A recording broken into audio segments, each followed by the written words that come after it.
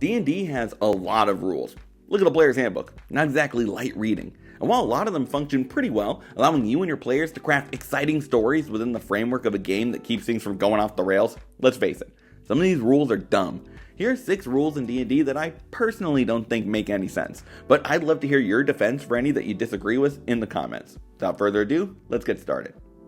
Here's a pretty common gripe that I think is worth mentioning. In 5e, you take 1d6 fall damage for every 10 feet you plummeted through the air, but this damage is capped at 20d6.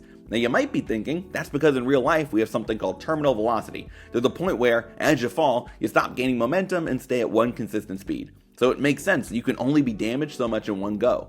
Well, if that's the case, why is that cap so low? It varies based on size and other factors, but generally, you hit terminal velocity after falling for around 1,500 feet. But in D&D, you hit your damage max after only 200 feet. Look, rolling 150 dice would not be practical, at least not if you're physically at a table, but 20 is such an arbitrary number, and it really takes some of the danger out of huge falls. On average, that's only going to deal 70 damage. So if you have 36 hit points and health potion, you can survive a fall from orbit. I'm not saying fall damage has to be the most lethal thing in the game, and I'm sure the 20d6 cap exists just for simplicity, but this video is about nitpicking, so sorry wizards, doesn't make sense. The party needs to creep into a lord's manor, so the wizard casts invisibility on the rogue, hoping it'll help them scout ahead and find a way inside. The rogue goes to make their stealth check, expecting to get advantage on the roll, except they don't, because despite the fact that nobody can see them, being invisible doesn't actually help you avoid detection. In the new rules, invisible is a condition. You get both from the spell and taking the hide action, and it does give you a lot of benefits. You can't be seen, your attacks and initiative rolls have advantage, you get the picture.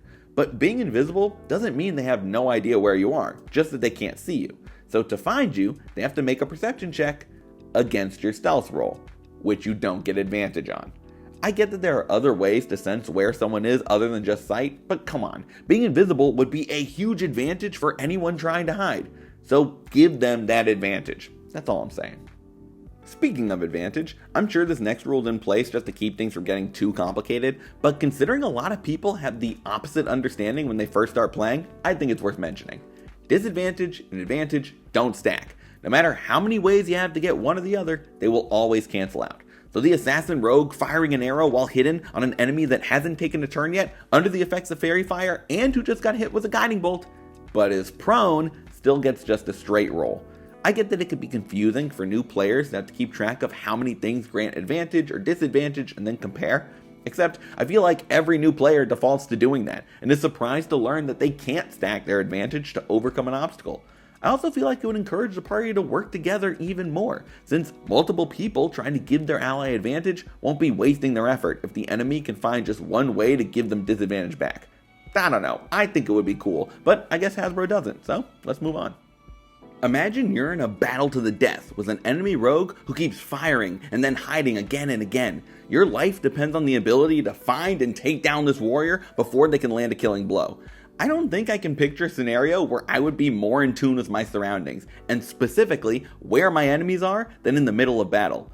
Why then does it take a whole action to make a perception check when you're in combat? I feel like looking around for my opponents or trying to notice changes in the environment are things that combatants would be constantly doing. Whether the rogue hit or not, somebody just shot me, and I'd like to find them. It also makes it really hard for enemies and players to fight back when their opponents are taking cover. If I have to use my whole action to find them, there's not much I can do when I do spot them. And if I fail, I've wasted my whole turn. If you really want them to burn some of their action economy, make it a bonus action that every class has access to, or a reaction to glance around a bit. Having it as a full action just seems too costly to me. While we're talking about perception, you know what helps you keep tabs on your surroundings?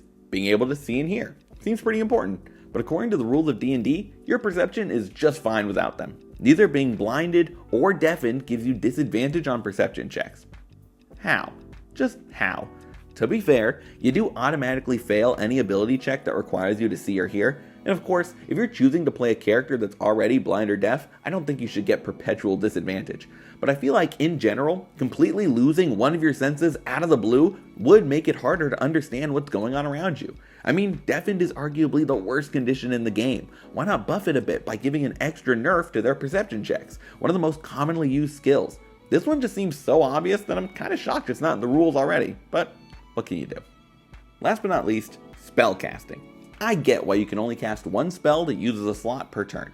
I get why you can't cast an action spell as a bonus action. But what I've never understood is why can't you cast a bonus action spell as an action? I'm positive there's some mechanical reason for this, or a cheesy combo that would be possible if you could. At least, that's what I tell myself, because otherwise I have no idea why you wouldn't let this happen. Bonus actions are sort of tacked onto the game in a lot of ways. Some classes don't utilize them nearly as much as others, and while you'll be using your action on basically every single turn, you'll have plenty where you don't use the bonus action at all. So why can't I use my full action to cast a bonus action spell, foregoing all the other things I could be doing with it to instead just cast this one spell? It's not like I could then cast another bonus action spell, not unless it's a cantrip anyway, and sure, it then frees up that space to give out inspiration of the bard or use some other class feature. But is that a big deal? Who cares? If my players want to get creative on their turns and upgrade that bonus action spell to use one of their other extra options, I don't see the big deal. So please tell me why this is wrong in the comments. Otherwise, it just doesn't make sense.